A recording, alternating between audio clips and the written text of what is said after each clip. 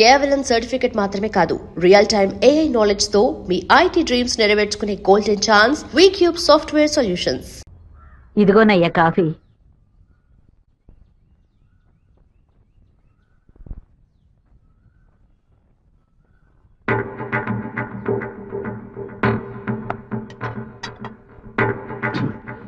సుబ్బారావు, ఏమైందయ్యా? నేను 2 ముక్కలు తాగాను. కంగారు పడకు. సుందరం బండి తీరా. ఎవరికి చెప్పకండి. ఇంట్లో వాళ్ళని ఏది తినొద్దని చెప్పు, అర్థమైందా? గుండె గబగబా కొట్టుకుంటుంది. ఈ కాఫీ డాక్టర్కి ఇచ్చి ఇందులో ఏం కలిపారో కనుక్కోమని చెప్పు. డాక్టర్, మా అయ్యగారిని ఎలాగైనా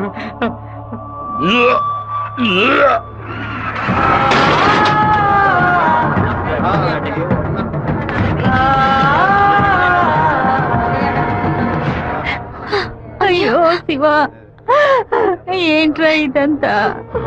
అయ్యో భయపడకు శివ, నాకేం కాదులే. మన ఇంట్లో జరిగిన విషయం బయట ఎవరికి తెలియకూడదు. కొత్తగా ఎవరో ఇంట్లోకి వచ్చింది? కొత్తగా ఎవరు రాలేదన్నా? అయ్యా, పొద్దున బట్టలు తీసుకెళ్ళడానికి చాకల మా అదేగాడు వచ్చాడు, తర్వాత చేపలు వచ్చాడు. చేపలు కడగడానికి ఇంట్లోకి వచ్చారు. నాకే పాపం తెలియదయ్యా. ఎవరింటికి వెళ్ళినా కుక్కడు నీళ్లు కూడా మింగే ముందు ఆలోచించే గుట్టక వేస్తారే, ఇప్పుడు ఎలా? మన ఇంట్లో నీళ్ళని తాగడానికి ఆలోచిస్తే అది తప్పు కదా గంగా. శివ, కొంచెం లోపలికి వస్తావా? మాట్లాడాలి. పొద్దున అందరి గురించి నీతో చెప్పాను. రాధికమ్మ కూడా వచ్చి వెళ్ళింది. ఆ విషయం మాత్రం నీతో చెప్పలేదు. అయ్యగారి కాఫీ కలిపేటప్పుడు తను కూడా వంటింట్లో ఉంది బాబు. ఏమంటున్నావు? అత్త ఎక్కడికి వెళ్ళారు? అత్తయ్య పెరట్లో పశువులకి కుడితి కలుపుతోంది. అవును, ఎన్నేళ్లుగా మీరు ఇంట్లో పని మంచిగా పనిచేస్తున్నారు? నేను ఇంట్లో పనిచేస్తున్నానన్న విషయం నువ్వు చెప్తేనే తల్లి నాకు గుర్తుకొచ్చింది. ఓ సరే, నేను అత్తయ్యతో మాట్లాడొస్తాను. పెరట్లోకి వెళ్తానని చెప్పిన అమ్మాయి అక్కడికి వెళ్ళలేదు, వాకిట్లోకి రాలేదు, తర్వాత కనిపించలేదు. ఎవరి గురించి ఏం మాట్లాడుతున్నావు? ఆ అమ్మాయి వదిలిన చెప్పులు కూడా వాకిట్లోనే ఉన్నాయి. కావాలంటే వెళ్ళి చూడు బాబు.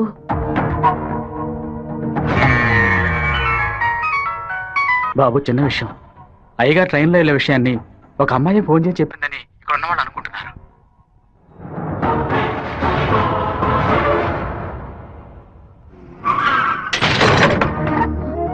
ఏంటిది? వేసుకుని వచ్చిన చెప్పుల్ని మర్చిపోయి వెళ్ళేంత తొందర ఏంటి నీకు? నువ్వు మా ఇంటి వంటింటోకి వచ్చింది పాపం ఆ ముసలిదాని మనసుని బాధ పెట్టడానికా, లేక మా నాన్న తాగే కాఫీలో విషయం కలపడానికా? చెప్పవే. నేను చెప్తాను. మీ నాన్నని చంపడానికేరా అది మీ ఇంట్లో అడుగు పెట్టింది. దాన్ని నేనే పంపించాను. ఆవిడ చెప్పేది అబద్ధం. అబద్ధమే కదా? మీ అబ్బకి విషం పెట్టినందుకే నీకింత కోపం వస్తే మీ నాన్న నా కొడుకుని నడి రోడ్డు మీద నరికి చంపాడే.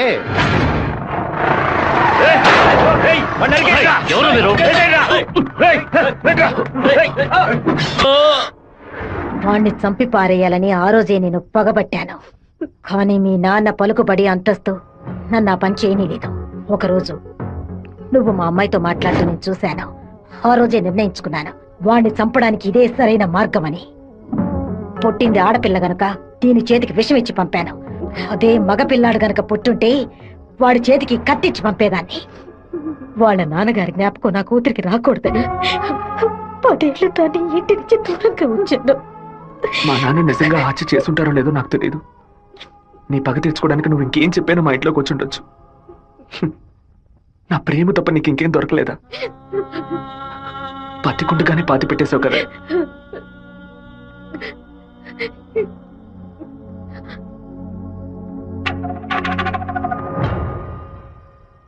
మీరు మాట్లాడుకున్నదంతా నేను వింటూనే ఉన్నాను.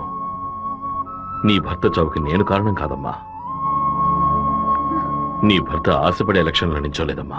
మన జాతి ఓట్లని విడదీయాలని రూలింగ్ పార్టీ వాళ్ళ దగ్గర 10 లక్షల రూపాయలు లంచగా తీసుకున్నావే, నీకు సిగ్గులేదు? నేను డబ్బు తీసుకున్నట్టు మిగతా ఇంకా నిజాన్ని కప్పిపుచ్చాలని చూడకు. మర్యాదగా నామినేషన్ వాపస్ తీసుకో, లేదా నీ మొండెమే మిగులుతుంది. నువ్వు మాణిక్యాన్ని లేపే. ఏమన్నా అన్నా? అప్పుడే ఆ నింద వీరభద్రం మీద పడుతుంది. ఓట్లు రూటు మారుతాయి.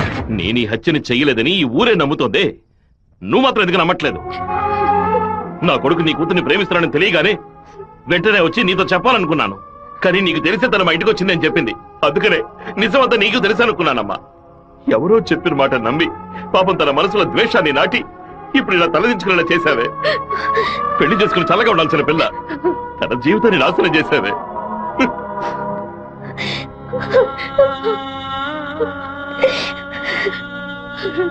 నువ్వు నాకు మాత్రమే ద్రోహం చేయలేదే, మా అమ్మ నాన్న చెల్లెలు అందరూ నీ మీద పెంచుకున్న ప్రేమకు ద్రోహం చేశావు. ఒళ్ళమ్ముకొని బతికి ఆడది కూడా ప్రేమించినట్టు నటించమంటే చీయని ఉమ్మేసి వెళ్ళిపోతుంది. విన్నావా? విన్నావా? ఎంత మాట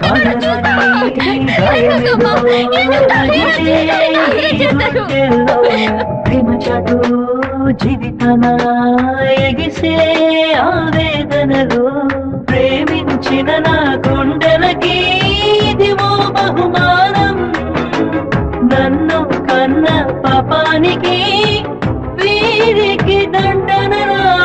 టెలిఫోన్ బుత్లో ఎంక్వైరీ చేసా ఉన్నా. పక్కనే లేడీస్ కాలేజ్ ఉండడం వల్ల ఏం చేసిందో తెలియదు అన్నారు. ఒక ఆడపిల్ల వల్ల వాడు తప్పించుకున్నాడు.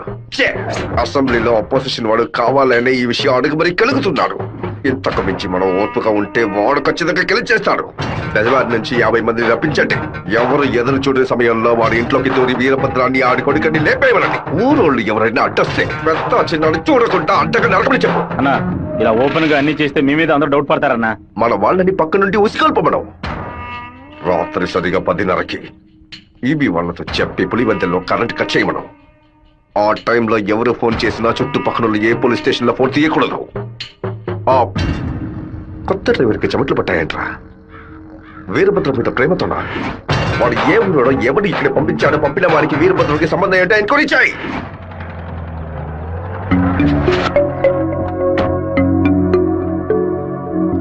పెళ్లి ఏమిటన్నయ్యా? వద్దమ్మా. ఎప్పుడు నాన్న గురించి మాట్లాడుతుంటావుగా, నాన్న ఇలాగే ప్రవర్తిస్తారా? శత్రువైనా మర్యాద ఇచ్చి మాట్లాడతారు కదా, వెళ్ళనయ్యా. నేను నిన్ను క్షమాపణ అడగడానికి రాలేదు. ఎందుకంటే నేను చేసిన తప్పుకి క్షమాపణే లేదు. మేము ఊరు వదిలి వెళ్ళిపోతున్నాం.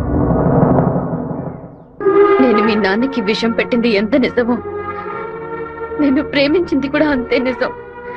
దయచేసి నా ప్రేమని మాత్రం అనుమానించొద్దు.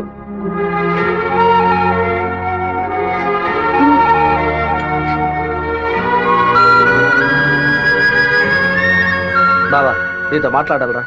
ఏదో అమ్మ మాట విని తెలియక తప్పు చేసిందిరా, క్షమించేవాడేరా మనిషి. నువ్వేంట్రా? మా ఇల్లు నాకు గుడి లాంటిదిరా. మా అమ్మ నాన్న దేవుళ్ళురా. ఆయన్ని చంపాలని ప్రయత్నించిన అమ్మాయిని ఎలా క్షమించమంటావు? నాకు అర్థమైందిరా. నీ దగ్గరికి మొదటిసారి అమ్మాయి వచ్చినప్పుడు నిన్ను ప్రేమిస్తున్నాననే అమ్మాయి చెప్పింది, పెళ్లి చేసుకుంటాననే కదా చెప్పింది. హత్య చేయడానికి వచ్చిన వాళ్ళు అలా అంటారా? నీ మనసులో అమ్మాయి లేదని నాకు ప్రమాణం చేసి చెప్పు. ఉందిరా, తను నా మనసులోనే ఉంది. కానీ ఇప్పుడు వచ్చి వెళ్ళింది నేను ప్రేమించిన రాధిక కాదు. బాబు శివ, నేను చెప్తే నువ్వు వింటావా? వెళ్ళి అమ్మాయిని తీసుకురా. నా తల నరుకుతానన్న వాడి తలని నరికి తీరుతానన్న పట్టుదలతో ఉన్నావు కదా. వాళ్ళ నాన్న చంపిన వాడి మీద అమ్మాయి కోపం ఉండదా? ఈ సీమలో పుట్టినటువంటి ప్రతి అమ్మాయికి ఆ పౌరుషం రోషం ఉండడం సహజమే. మిత్రుడితో స్నేహం చేయాలి, వీరుడితో తలపడాలి, శత్రువుతో పోరాడాలి. కానీ ద్రోహికి మాత్రం ద్రోహం చేయకూడదు. ఆ రోజు కోడిని కోయిపోతున్నామని తెలిసి తట్టుకోలేక తలడిల్లిపోయిందే, అదే తన నిజమైన గుణం. నాకు కూడా ముందా పిల్ల మీద కోపం వచ్చింది. కానీ ఓ కుటుంబం పుట్టిన గడ్డ వదిలి వెళ్తోందంటే అది సగం ప్రాణంతోనే వెళ్తుంది. మిగిలిన ప్రాణం మనం తీసామనే పాపం వద్దు నాన్న. వెళ్ళి అమ్మాయిని తీసుకురారా. నా ప్రేమే దొరికిందా నీకు? ప్రేమించినట్టు నటించమంటే చీయను మొహం మీద ఉమ్మేస్తుంది.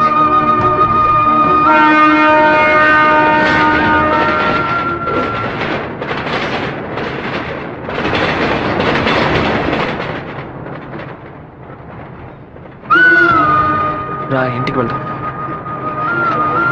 నాన్న తీసుకురమ్మన్నారు, రా ఇంటికి వెళ్దాం. నేను రాను. ఏంటి ఎప్పుడు చూసినా తప్పు నిర్ణయాలు తీసుకున్నా. ఇందుకే నన్ను ఇలా చంపుతున్నావు. నువ్వు లేకుండా నేను బతకలేనే.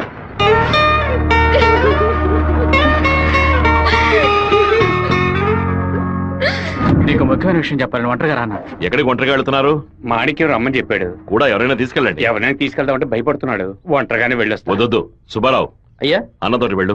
సరేనే. ఓ 2 కత్తులు తీసుకెళ్ళు. ఇవ్వు. నువ్వు లోపలే దాక్కుని చూడు. బెజవాడ పెద్ద దగ్గర ఎంక్వైరీ చేశాను. ఆ డ్రైవర్ ని పంపించింది మురళీ ట్రావెల్స్ గోవిందరాజు. వాడికి వీరభద్రానికి పెద్ద లింక్ ఉందన్నా.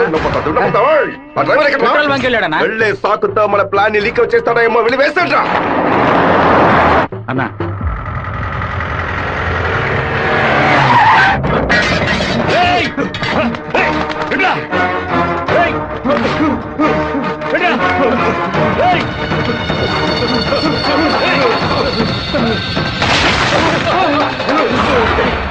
జీతం తీసుకునేది మాయి గారి దగ్గర, పనిచేసేది వీరభద్రానిక.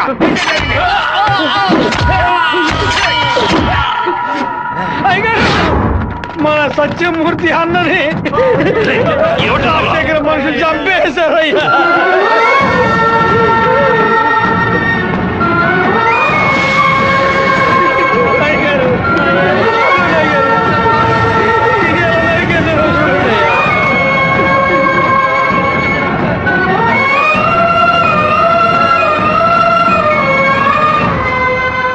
నేను దిగి ఇద్దరిని నరికేసి ఉండేవాడినయ్యా. కానీ ఒకవేళ నాకు ఏదైనా జరిగితే ఆ కబురు మీకు అందకుండా పోతుందని నోరు మూసుకుని ఉండిపోయినయ్యా. కరెంటు కట్ చేస్తారట, ఫోన్ చేస్తే పోలీసులు రారట. పదవిలో ఉన్నామన్న పొగరు. సరే, అందరూ ఇళ్లకు వెళ్ళండి. మీ పెళ్ళాం పిల్లల్ని జాగ్రత్తగా చూసుకుని ఇంట్లోనే ఉండండి. మమ్మల్ని అందరినీ ఇంటికి వెళ్ళి జాగ్రత్తగా ఉండమని చెప్పి మీరు ఒక్కరే వాడితో పోరాడతారా? మిమ్మల్ని ఇక్కడ ఒంటరిగా వదిలేసి మేము మా పిల్లలను వాటేసుకుని పడుకుంటాం అనుకున్నారా? ఇన్నేళ్ళు మా అందరి కోసం మీరు ఎంత కష్టపడారో తెలుసాయి గారు. ఈ రోజు మీకు సమస్య వస్తే మేము ఎలా ఊరుకుంటాం అనుకున్నారు? మేమేం చేతగాని వాళ్ళం కాదు. ఒకడు మీ ఇంట్లోకి దూరి మీ మీద చెయ్యేశాడంటే అదంతా మేము సత్యాగా జరుగుతుందయ్యా. శివ, సత్యమూర్తి అన్నింటికి పోలీసులు ఎంక్వైరీకి వచ్చారంట. ఎంతమంది వచ్చినా సరే ఒక్కళ్ళు కూడా వదిలిపెట్టాం. నరికి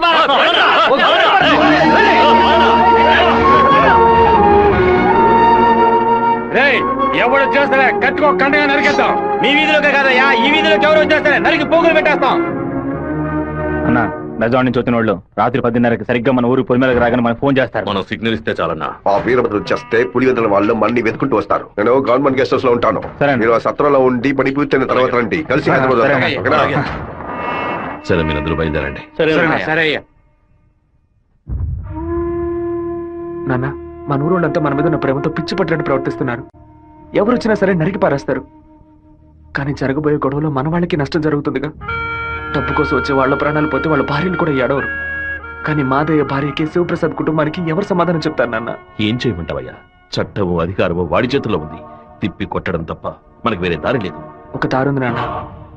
వచ్చే 50 మందిని ఆపడానికి ముగ్గురిని లేపితే చాలు. అర్థం కాలేదు. ఆ రాజశేఖరం వాడి 2 చెంచాలు వాళ్ళని లేపేస్తే చాలు, ఏ గొడవ ఉండదు. మేము నలుగురం చాలు నాన్న. పెళ్లి పెటాకులు లేని వాళ్ళు. మేము చచ్చినా ఎవరు బాధపడరు. కానీ ఖచ్చితంగా చచ్చేలోగా ఆ ముగ్గురిని లేపేస్తాం. వద్దు బాబు, అందుకు నేను ఒప్పుకోను. భయపడకండి నాన్న, నాకేం కాదు. 1 గంట ముందు నా ఫ్రెండ్ ఒకడు తిరుపతి మాయాలాజ్లో నా పేరు మీద రూమ్ తీసుకున్నాడు. కరెక్ట్ గా 10 గంటకి రాజశేఖరాన్ని లేపేస్తే నేను రేణుగుంట ఎయిర్పోర్ట్కి వెళ్ళిపోతాను. వాడు అదే సమయానికి రూమ్ ఖాళీ చేసి ఎయిర్పోర్ట్కి వచ్చేస్తాడు. అక్కడి నుంచి హైదరాబాద్ వెళ్ళి నేను మలేషియా వెళ్ళిపోతాను. 6 నెలలు సంవత్సరం ఆగే నేను తిరిగి వచ్చేస్తాను నాన్న. పోలీస్ రికార్డ్స్ లో నా పేరుండే ఛాన్సే లేదు. నేను బాగుండాలని మీరు నాకు పాస్పోర్ట్ ఇప్పించారు. అప్పుడది ఉపయోగపడలేదు. ఇప్పుడు అదే మన అన్ని సమస్యల నుంచి బయటపడేస్తుంది. అయ్యో, ఎందుకమ్మా, ఎందుకు ఏడుస్తున్నావు? 25 ఏళ్ళగా నాన్న కత్తి పట్టుకున్నప్పుడు ఎప్పుడైనా నువ్వు ఏడ్చావా? ఇప్పుడు ఎందుకు ఏడుస్తున్నావు? కొడుకు మీద ప్రేమ. నీ కొడుకు బాగుండాలని దేవుడికి దండం పెట్టుకో. అంతేగాని ఇలా ఏడ్చినట్టు పిరికివాడి చేయకు. భగవంతుడా, ఏడవకమ్మా. ఏడిస్తే నేను తట్టుకోలేదు. నాయనా, నీకేమైనా అయితే మాకు బాధ ఉండదు అనుకున్నావా? మేమందరం బండరాళ్ళం అనుకున్నావంట్రా. నిన్ను నమ్ముకొని వచ్చిందే ఒక పిల్ల. దానికి నేనే సమాధానం చెప్తాన్రా. చెప్పరా?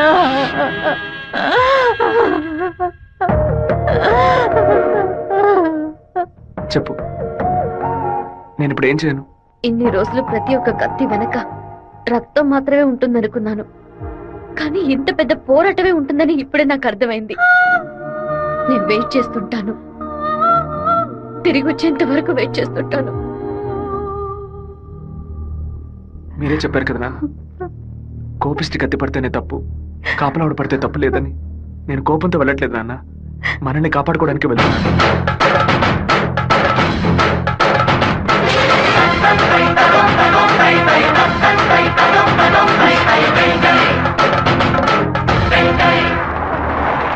సార్ మీరు ఊరు వెళ్ళే వరకు డిఎస్పీ మీతో ఉండమని చెప్పారు సార్. ఊళ్ళో కరెంట్ కట్ అవగానే అన్ని ఫైర్ స్టేషన్కి ఫోన్ చేసి ఊరు తగలబడిపోతుందని చెప్పండి. సరే. ఫైర్ ఇంజిన్ వచ్చేలాగా ఊళ్ళో ఉన్న గట్టి వాళ్ళన్నింటినీ తగలబెట్టేయండి. పోలీసులే మనం పిలిస్తే రారు. ఫైర్ మ్యాన్ ఎవరు పిలిచినా వస్తాడు. ఆడవాళ్ళని పిల్లల్ని పాకల్లో ఉండొద్దు, జాగ్రత్తగా ఉండమని చెప్పండి. సరే వస్తాను. నేను బ్రహ్మచారినే. నాకు పెళ్లి కాలేదని అప్పుడప్పుడు బాధపడుతూ ఉంటా, కానీ దానికి ఒక అర్హత ఉందని ఇప్పుడు తెలుసుకున్నా. మన సత్యమూర్తాన్ని చంపిన ఆ దొంగ నా కొడుకు పీక్ కొరికి రక్తం తాకుండా వదిలిపెట్టు బాబు.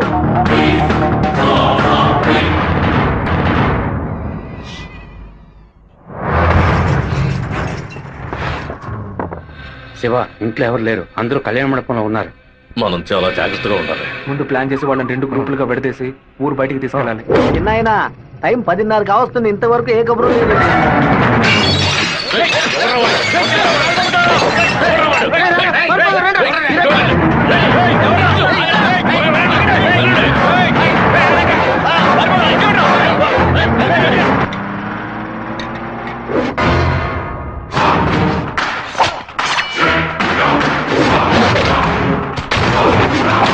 మేమంతా ఇక్కడ సిద్ధంగానే ఉన్నాం.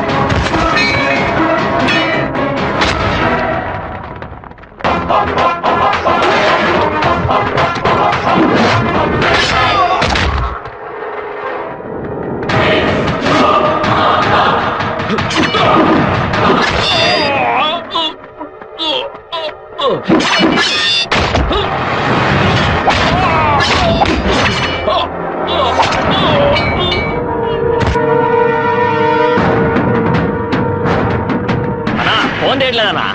ఊళ్ళోకి వెళ్ళి చూద్దాం పదండి. వాళ్ళు పక్కనే ఉన్న రైలు పొదలో ఉన్నారు.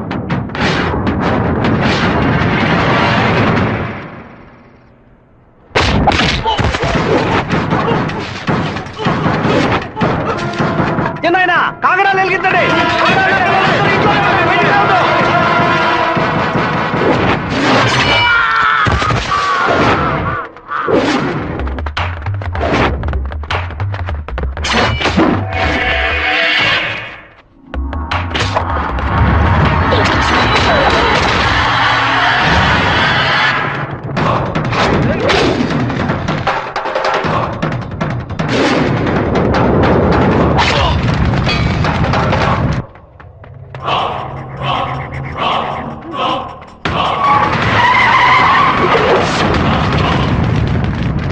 అన్నా ఏంటన్నది? మన రమ్మని బాలే పని పూర్తి చేసినట్టున్నారు.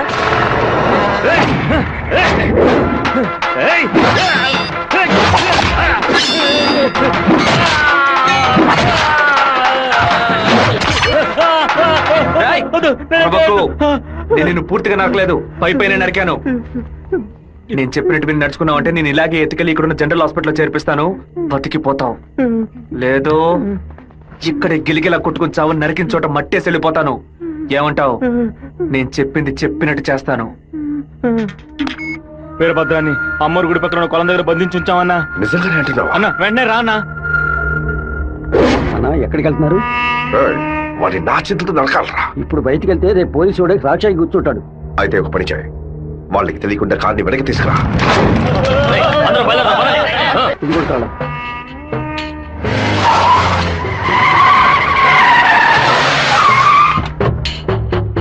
వెంకటేశ్వరరావు, వెంకటేశ్వరరావు,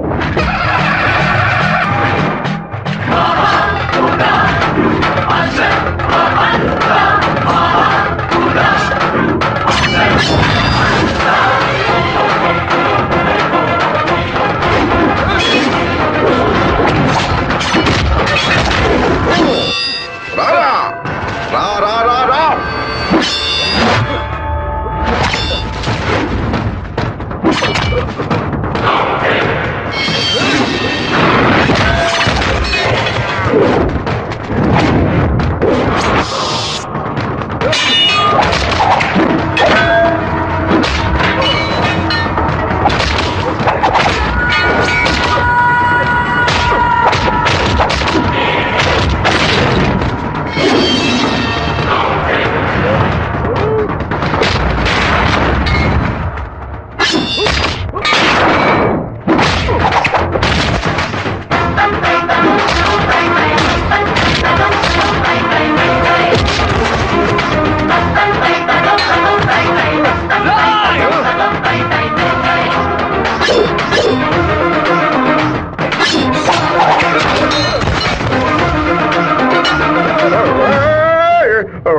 నాన్న తల నరికేస్తావా? నా కుటుంబాన్ని లేపేస్తావా? పదవిని ఉపయోగించుకునే డబ్బు కోసం నువ్వేమైనా చేస్తావు. నిన్ను ఎదిరించిన వాడు శత్రువు. రాయ్ చెట్ట వాళ్ళంతా కలిసి మంచి వాళ్ళని అంతం చేయగలిగితే ఇక దేవుడు ఎందుకురా? గుళ్ళు ఎందుకు? నాకు నా కుటుంబం ముఖ్యం, నా ఊరు ముఖ్యం, మా నాన్న